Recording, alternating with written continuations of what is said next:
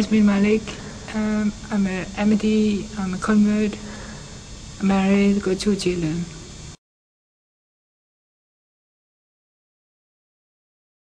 I was a Lutheran Christian, and it was quite important because I used to go to church every Sunday or Sunday school, and I was confirmed. And then later on I realized, at about 14, that there was something missing. Somehow the priest didn't know anything, what I wanted to know. And it was all, oh, that's the way it is, and that's the way it is. And in that age, being a teenager, I wanted answers. I was getting too old to just, that's the way it is. I was missing some spiritual guidance.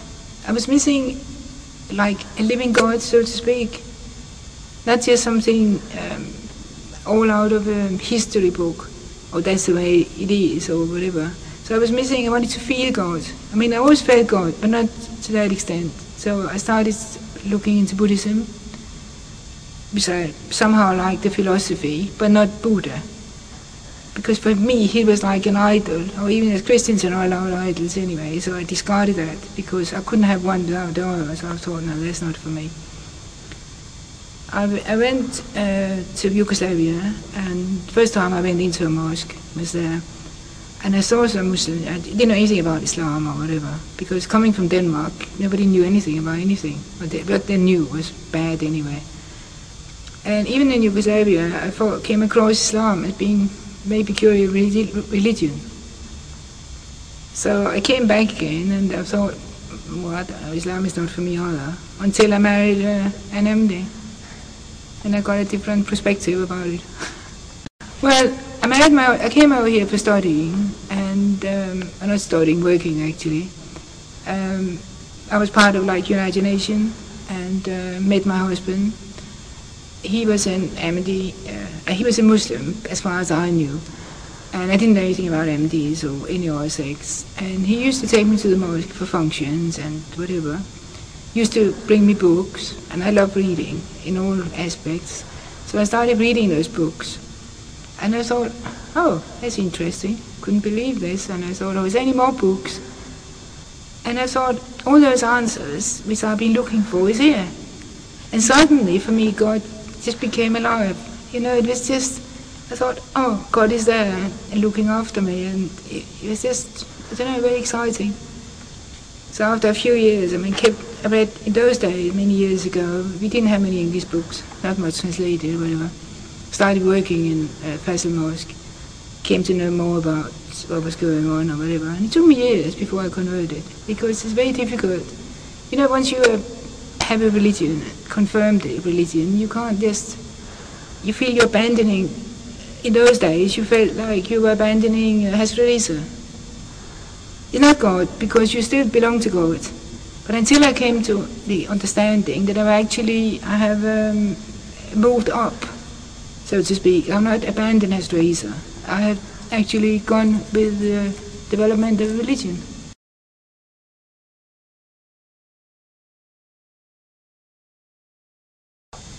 My family didn't want to know about it. They thought it was just a phase, being married to a Muslim.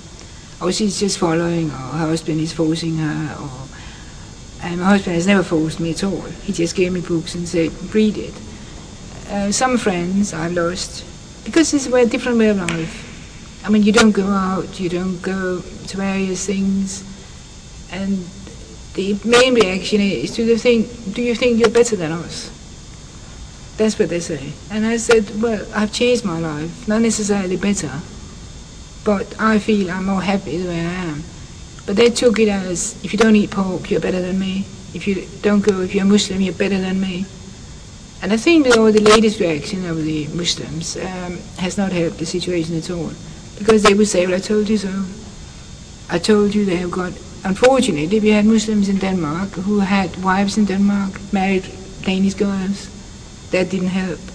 Oh, you would be one of them. Because that's what they do, those people. And you see, all those media reaction has very negative. But I've got 2 friends in Denmark, and the rest of them I've just lost. And don't know, I have a cousin who I don't talk to, and no parents.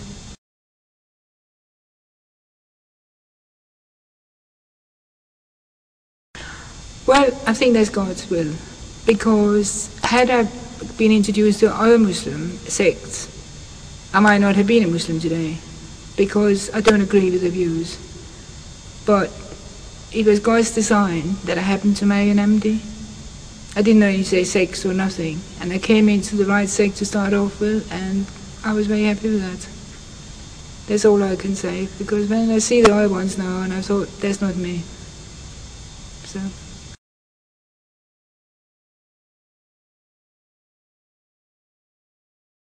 I benefited that my previous life is the past, and I have become a different person. But only my friends can see that, because my children probably can't, because they only know me the way I am. And they would ask me, have you changed? And I said, ask the people who knew me before, that they can give the answer. Obviously you change, because you can't do un-Islamic things. We all try our best and do our best the whole time, and obviously, well, we are not always, well, I don't know, but I'm not always perfect. But then I know it's wrong, and I think, no, I shouldn't have done that. So you've got a totally different conscience, and which as a Christian, you follow the media. You get swept away with everybody else, and the church doesn't seem to come down on you and say, that is wrong, that is wrong. They don't do that. You just be like free and you can do what you like, but Islam doesn't.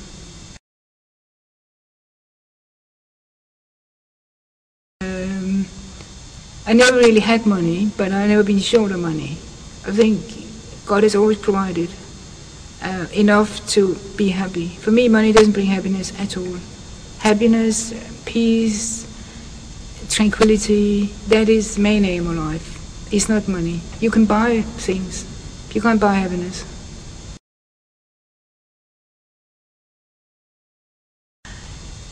Very strangely, people used to say to me, Ahmadis are very strict compared to our Muslims years ago, and I always thought, really? I thought maybe I don't practice enough or something.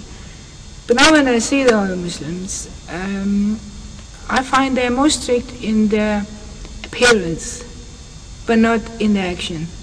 While we seems to be more in our action, maybe, well, I don't say not always in our appearance, but other Muslims, they seem to get the wrong end of the stick half the time, and they don't question it. And that's what I like about Ahmadis, that if it's something you don't understand, you ask, and you keep asking until you actually get it. It's not, oh, that's the way it is. I mean, like jihad and all this sort of thing. Nobody question it. They just, oh yes, that's allowed. Even it doesn't make sense. But our Jamaat would investigate the matter and say, look, it's not right. Yes, of course, we got a leader. And it is definitely the leader that keeps it together. If you compare that with the Pope and the Catholics are better Christians than the other Christians. The reason, because they've got a leader. The leaders say, do that, and you do it. And the other Muslims are suffering from that. That's why everybody thinks they're the leaders. And there's no direction or nothing. But we have a Khalifa, and we follow the Khalifa.